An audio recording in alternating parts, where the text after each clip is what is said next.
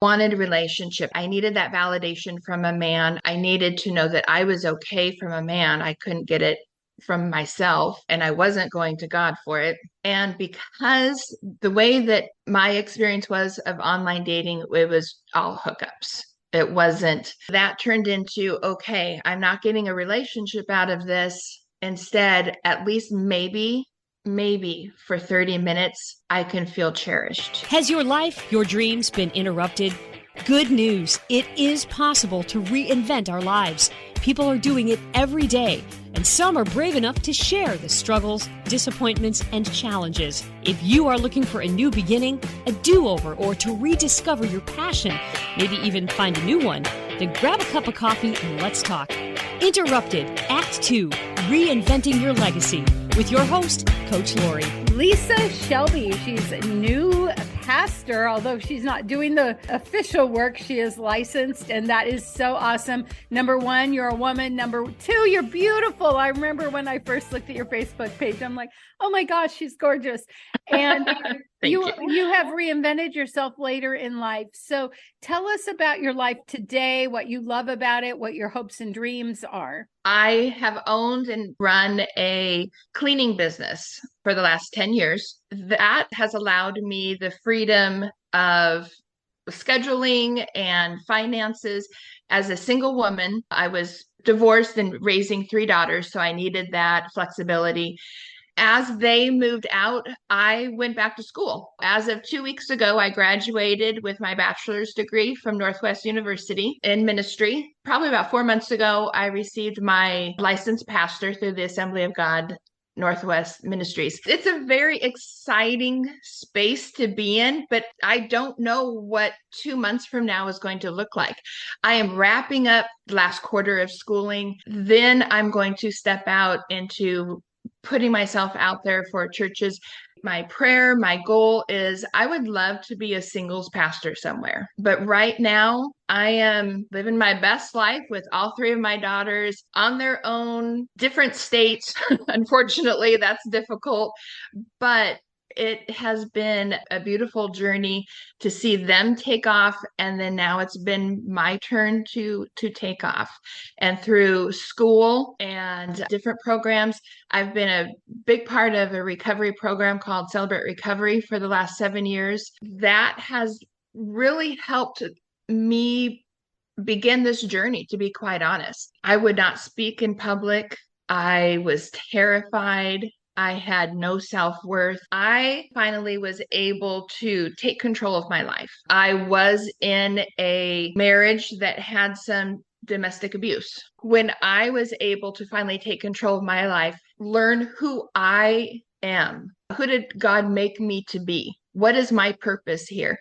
When I finally learned who I was, and that's a process. Okay, then how do I go about exercising that and putting that to my best ability? And there was always in the back of my mind, you're in your late 40s. What do you think you're doing? You're in your early 50s now. What do you think you're doing? Now you're in your mid 50s. What do you think you're doing? You're single and you've been single for 10 years. That may very well not change. All of these little things in the back of my head going, you can't do that. You shouldn't do that. But there was something stronger in me that literally propelled me forward. When I found out who I was, the broad scope of what I'm supposed to do with my life was put in front of me. That's when I knew how to just keep stepping forward.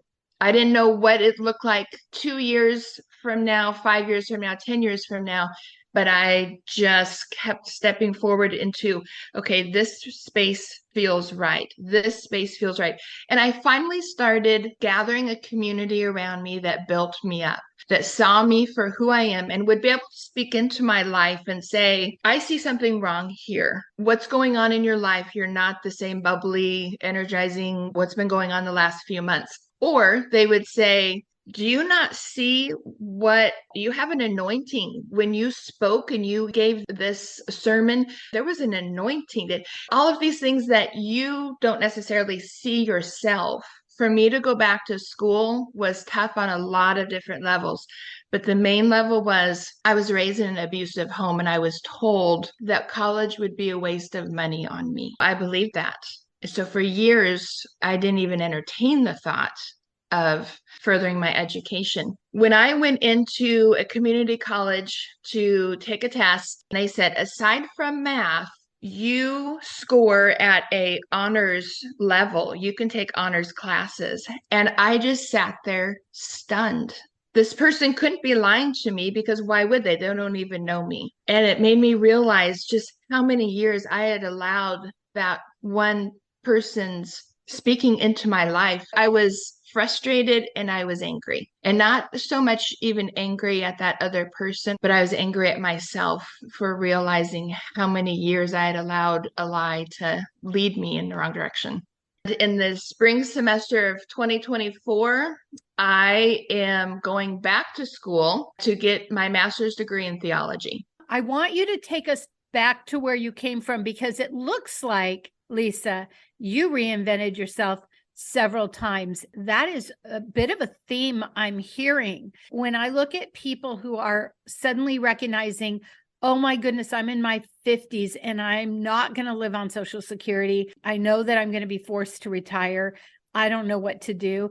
The fact that we can reinvent ourselves over and over, like you created the cleaning business because it worked for raising your kids, but then you had this next. I was raised in Cedar-Woolley. My dad raised me by himself until I was 3 years old. My parents divorced when I was about 6 months old, and I was awarded custody to my father in 1968, 69. That was very unusual. I'm going to save us time and not go into the why, but I think that speaks quite a bit as to what my biological mother was like if a 24-year-old man was given full custody of a 6-month-old. He raised me on his own for the first 3 years, then remarried to give me a mom, and she had an older daughter. Unfortunately, this woman was very angry and abusive. 6 years down the road, I was 2 weeks from turning 10 years old, and my father committed suicide. The year that followed was very traumatic. I don't have a lot of memories of it just because of the trauma, but that was definitely a huge trajectory in my life because I lost my only true parent. The abuse escalated. By the time I was a senior in high school, I had raging eating disorder. I was full on sleeping as often as possible because of the severe depression that I was in. Barely graduating from high school because I would sleep instead of doing homework. I was definitely suicidal. I had written several suicide notes and had planned to carry that out. I moved out middle of my senior year, got a hold of my biological mother, flew to St. Louis, met her, had to be the one to tell her that my dad died 10 years ago. Through her own not communicating with me or him, there was a lot of guilt that she felt on her part. I moved to St. Louis. We had a relationship. It's very difficult to start a relationship when you're 19, but we had a relationship. Met my husband there, got married. We had 3 girls. I homeschooled my 3 daughters for 15 years. My 2 oldest never did attend school until they walked into university. They both have done fabulously. I divorced after 22 years. There was domestic abuse, which is pretty normal. I understand when you come from a background of mine, that happens. After the divorce, I realized I needed a job that gave me flexibility to continue to homeschool my girls as much as I could, also to make the most money that I possibly could. Without a college education, I went to what I knew, and that was keeping house. It was truly a blessing. Honestly, I think at some point I will write a book that everything I learned about being a pastor, I learned by keeping house for others. There's just a lot of lessons that God has shown me over the last 10 years in doing that. At what point did you get involved with Celebrate Recovery? About 2 years after my divorce, I decided that my youngest daughter, who was just getting ready to start high school, she and I needed a new beginning. We moved, it was back to Washington for me. Bless her heart, she'd been here maybe twice in her entire life, but she came along for the adventure with me. We moved out here 8 years ago to Mukilteo. When I divorced, I had no thought I would date again. I didn't think anybody would be interested in me. Nobody would want me. The way that I saw myself, I assumed that's how others viewed me. I had nothing to offer anyone. But then I started the world of online dating. What began as me wanting almost like a love and relationship addiction. I wanted a relationship. I needed that validation from a man. I needed that affirmation from a man.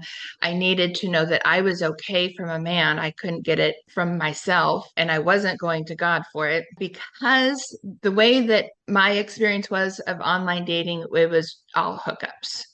Coach Lori here. I am not anti-aging. I am all about aging gracefully. Did you know we stop making collagen at a certain age? And did you know powdered collagen has to go through your whole digestive system? So I am a big fan of Glow Liquid Collagen. It helps me age gracefully, inside and out. To order, check the link below. By the way, if you order two at the same time, free shipping. Or if you would like to be an affiliate, make a little extra cash, click the affiliate link. My experience was of online dating, it was all hookups. It wasn't many who were seeking a relationship. So very quickly that turned into, okay, I'm not getting a relationship out of this. Instead, at least maybe for 30 minutes, I can feel cherished. Maybe for 30 minutes, I can feel treasured. I may never see this person again, but maybe I can feel wanted. And that became a sexual addiction. I just completely removed the emotion out of it. I completely removed my walk with God out of it to get that need met, that hole in my heart met. It was after about a year of that I was sitting in church one Sunday. I was very much convicted that I needed to go check out Celebrate Recovery. I did. I began attending and working through that. I have 5 years now of sexual integrity. I'm very, very grateful for that. And then my second issue was food issues because, as I said, I'd had an eating disorder back in the day, had bulimia, had gone through an outpatient program. I stopped purging, but I hadn't stopped binging. That is an ongoing process. That is why I'm still attending Celebrate Recovery, because I am working through the fact that when my dad died, I was too young to turn to drugs, to alcohol, and to sex. So I turned to food. And so that's very deeply ingrained in me. That is still something that God and I are working through is my food addiction, my food issues. When I came into Celebrate Recovery and started processing through and growing, the ministry lead there saw something in me. He was the first person that saw what I feel he saw potential.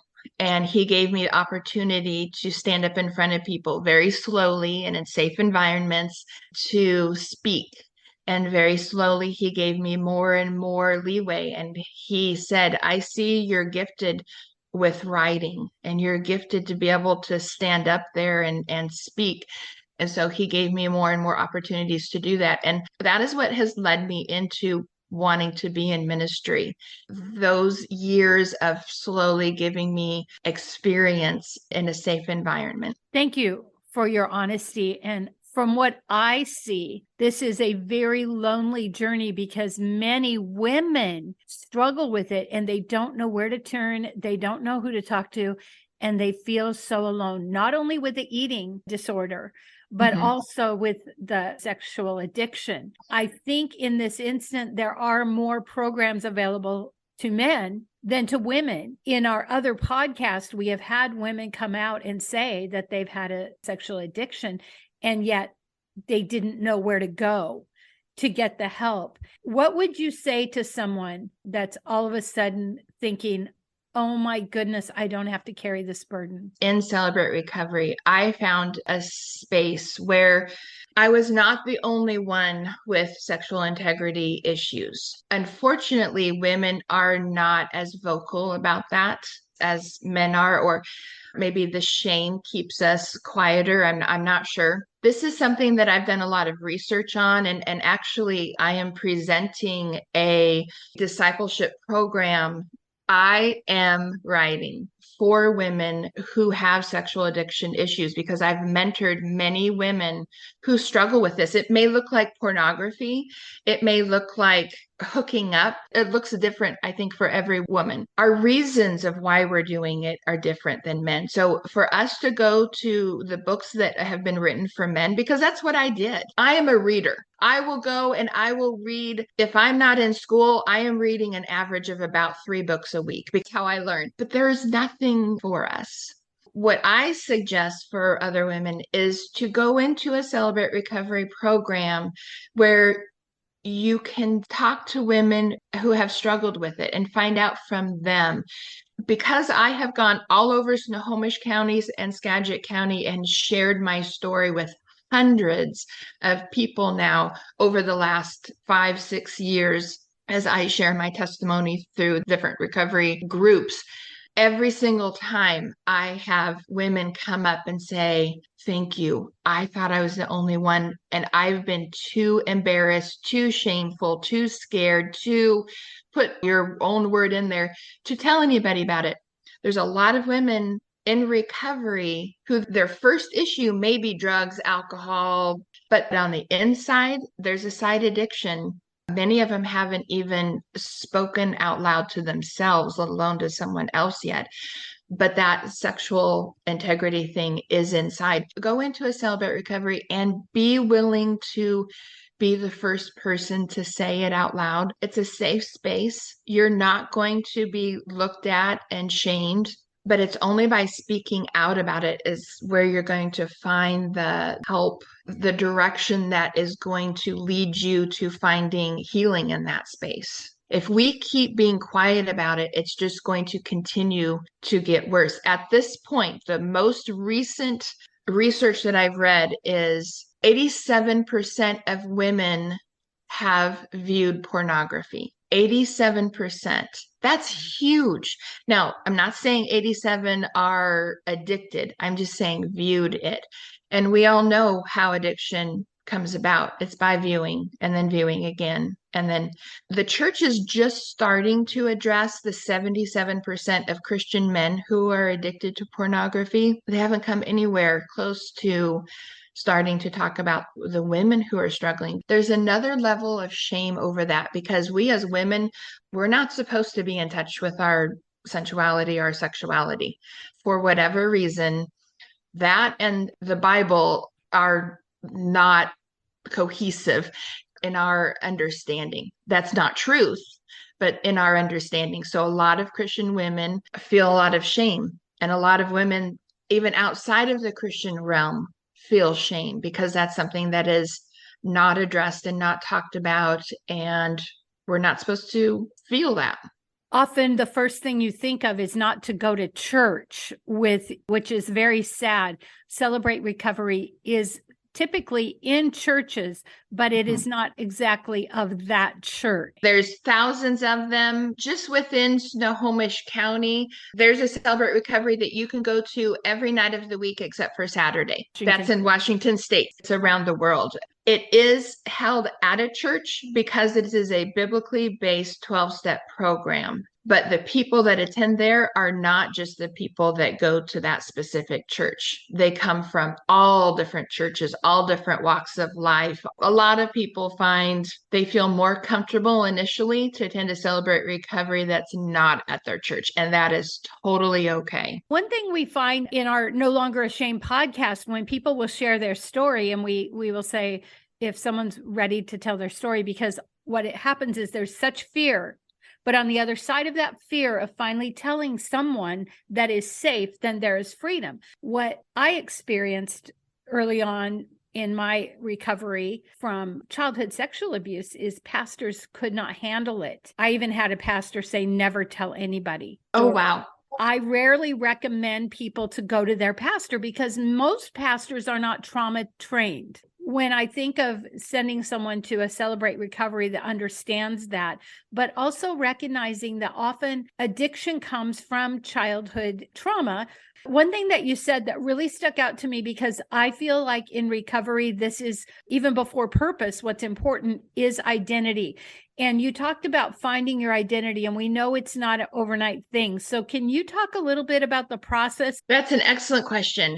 I am a reader, and that's how I process through things.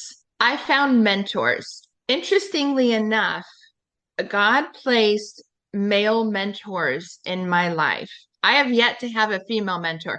Beth Moore has been my long distance mentor since my early 30s, reading her books and doing her Bible studies. After that, I had male mentors who spoke into my life because I needed to hear from a male the things that they saw in me. I had been without a father. I had that abandonment issue. I had a very poor marriage for 22 years. I did not have a good self-identity because remember, I had been trying to find that identity in the dates I was going on. I found male mentors, male pastoral counselors to be a huge help in helping me find out my identity. And all of them pointed me to God. I feel like I trusted men more than I trusted women because of my experience with my abusive stepmom and my experience with my biological mom.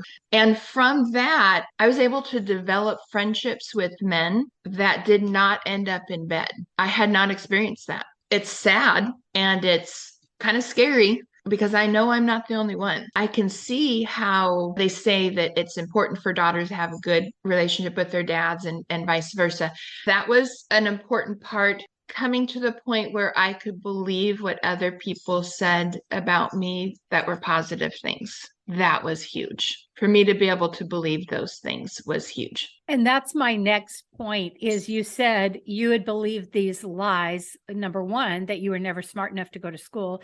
And number two, obviously you were believing lies about yourself. I don't know if you've heard of Dr. Caroline Leaf. Oh, yes. Your mind can change your brain. So if you could talk about what that transformation was for you to get to not believe the lies in your head. If you remember, my first belief was that I had nothing to offer a man, so I wasn't even going to be interested in dating. I didn't feel like anybody would look twice at me. I've always been very self-conscious about my weight, my intelligence, the fact that I cleaned houses for a living. Those stories in my mind began to change. And it wasn't until people started saying, when I first met you, I didn't even notice your weight. I noticed you're very statuesque. Everybody refers to statuesque. It's probably because I'm almost 6 feet tall. Or they would refer to you're smiling all the time, or you're very outgoing. They brought out things that I was like, I didn't really realize that people saw me like that. So as I shared, the woman at the community college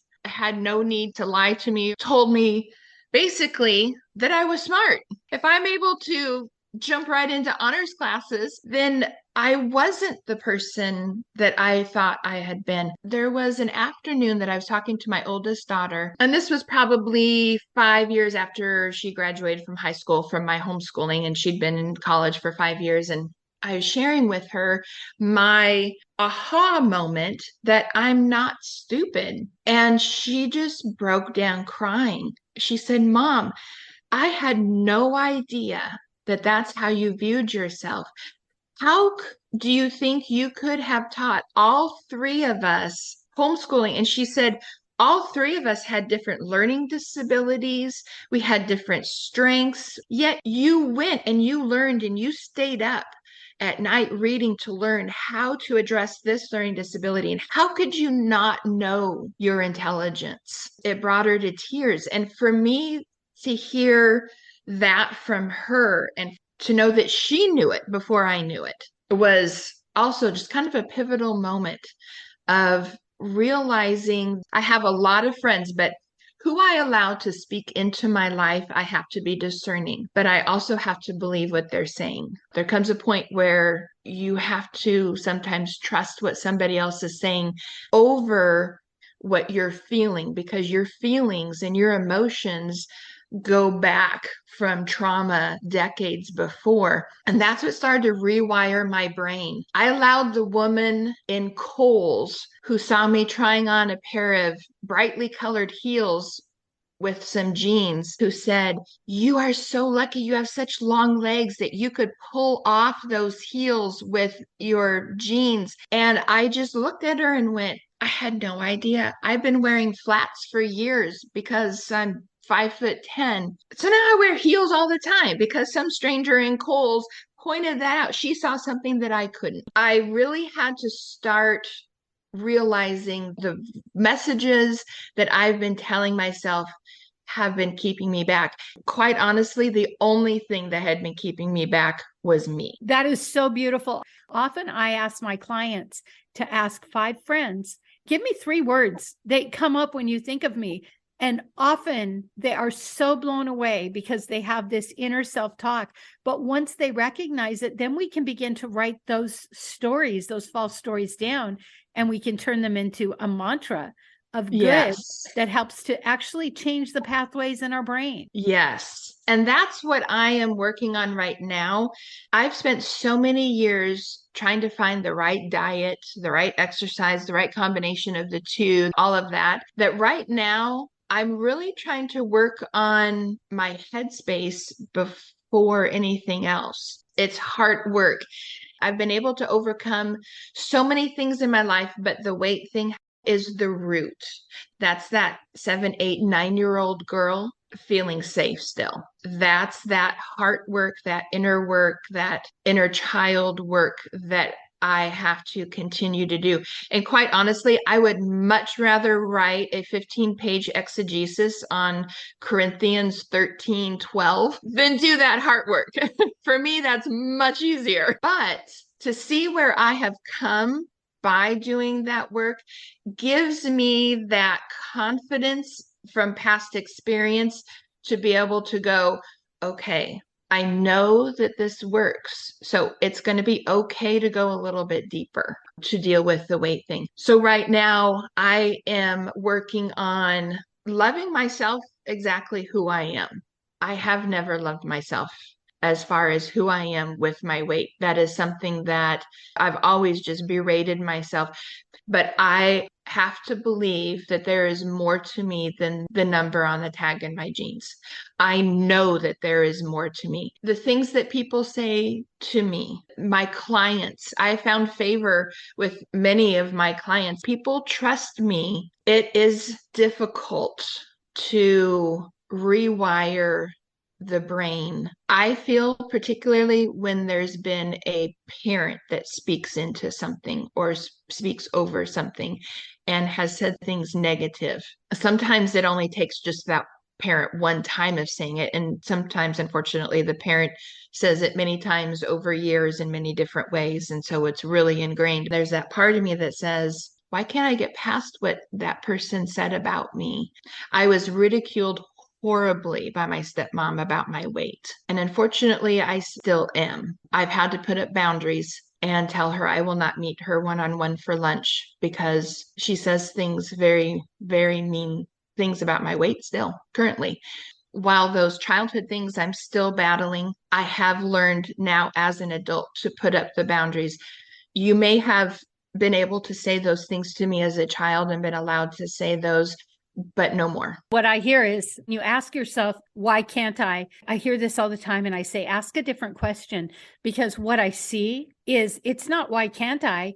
It's look what I'm doing. Because you set some really strong boundaries. I love what you are bringing to the table is that it is a continual process. We don't reinvent, we're good, let's go. No. We reinvent, we continue to do the work. We don't have to do the work, but we choose, and you keep choosing to do the work. There has been a desire in me since my early 20s to write a book. I've just known that I'm going to write. 7 years ago, I was in a class and they taught us how to write a sermon. This was way before I even decided to be a pastor.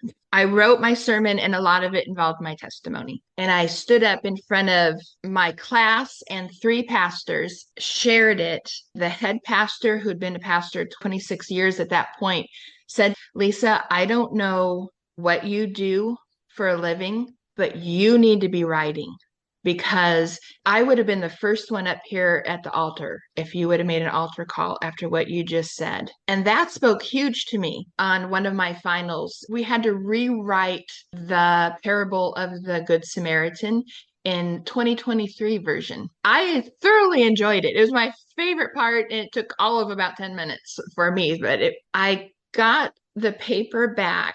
The professor had written on there, in all of my years of teaching this class, I have never seen somebody redo this in such a creative way that you not only brought the readers into it, but I could tell you were standing right there. You brought yourself into it. And he said, I definitely see books in your future. And if nothing else, would you please write devotion? I always say, we say yes, the house shows up. Your story is the answer to, I'm sure, more than one person's prayer. And as you said yourself, I'm heading to Sumas for a 4-day summative retreat for pastoral women. And we had to come up with a brand new ministry, and we are presenting it to the whole group. My brand new ministry is a discipleship program for women with sexual integrity issues, because I feel like saying sexual addiction, it will hold some women back going, oh, I'm not addicted. Let's take care of that before it becomes addiction. I know that there were spaces where if I'd have sought help before it became an addiction, it would have never become an addiction. I want to phrase it as a sexual integrity, because there is the pornography and there is the facets of all of it. You have represented to us someone willing to share something so hard, compassion and understanding, especially when you say discipleship. I think of Christian women that are doing ministry. They have this struggle and they feel like they can't tell anyone or they will lose everything. And Yes. rather than lose everything, why not call Lisa, make an appointment, and get the help and support? Absolutely. What's the best way to reach you? Via Facebook, Lisa Shelby. Shoot me a message on Messenger via Facebook. I know what it's like to be in those spaces. I know what it's like to justify it because you're lonely. But I also know what it's like when you get to a point that you look at yourself in the mirror and you go, who is this? This is not the person that God created. This is not me. This is not what I'm supposed to be doing with my life, with my body. It's never too late to turn it around. That's so beautiful. So before we go, I always ask, what are you reading or what do you recommend, or both? Okay, well, right now I'm reading Compassion by Henry Nouwen, Nouwen. My favorite book right now that just touched my soul is The Art of Pastoring. I have been so blessed by your story, and thank you for being so honest. Have you heard, if not now, when? If not you, then who? Are you being prompted to write a book, to create a podcast? Check out Leaving a Legacy at www.coachlaurie, that's Coach, LAURIE.com. And let's get started on your second act now. 3 things we learned from Lisa. Rather than calling it sexual addiction, maybe it's sexual integrity, which gives it a whole different way of not only looking at the situation, but maybe getting support and help. When we have no self-worth, we don't even believe we're worth loving, and we don't even know that that's the issue. So taking the time to read, to ask for help, to find mentors, so that we can begin to change the narrative of our own self-talk. And some people reinvent themselves not once, but maybe 2 or 3 times. And the next always seems to be better than whatever was before. If you love this podcast, here's a big ask. Will you share with your friends and family, subscribe, give us a review, and a 5-star rating so that others looking to reinvent their lives will be able to get the help they're looking for? Thank you in advance.